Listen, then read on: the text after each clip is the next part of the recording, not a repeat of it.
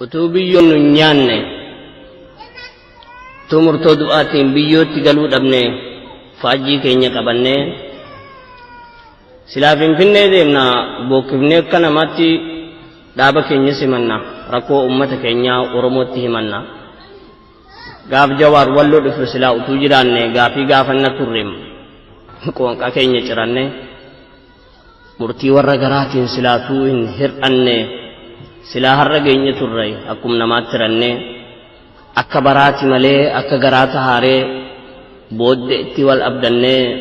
waliif kakachaa turre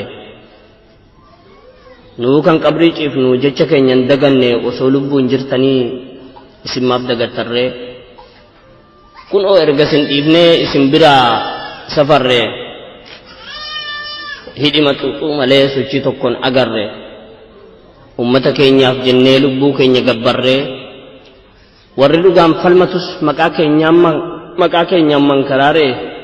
gariin maadhaatti galee beelowee dheebotee daare kunis manni cufaadha eenyu tasiisaa bare qe'eerraa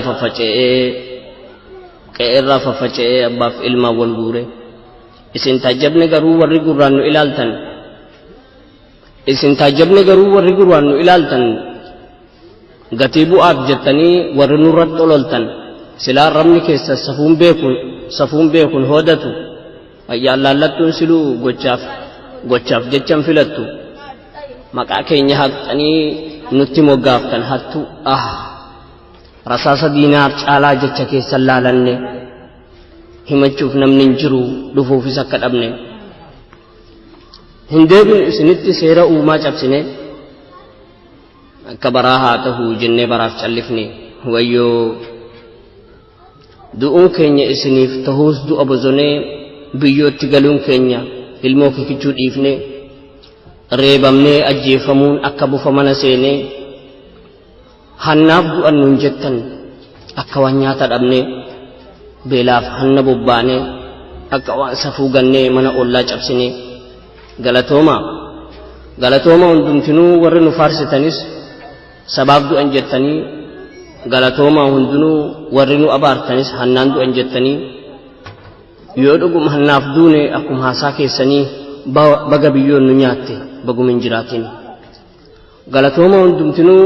warri nu ajjeeftanis aangoo dabalattanii warri nu diddiigdanii mana ijaarrattanii galatoomaa isinis warri sababa keenyaan oliif gadi joortanii